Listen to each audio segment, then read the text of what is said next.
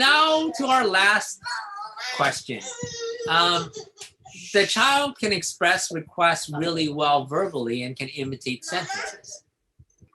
The child often mumbles to himself when playing with cars, and the parent's pretty sure they're engaging in some sort of imaginative play. However, the child refuses parent involvement in their play.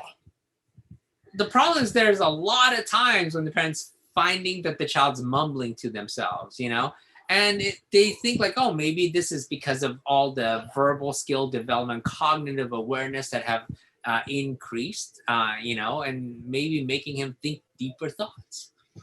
So the question is, should I let him just be or should I intervene?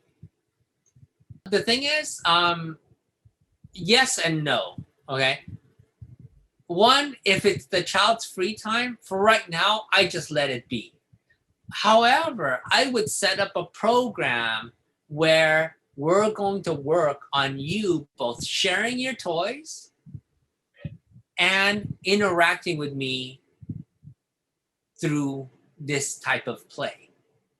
So that's what they're going to have to learn. Why? When they go to school, they have to learn to share toys, and he has to learn how to interact with somebody else through the play, So right now, I would just respect his playtime, like, okay, you do whatever you want.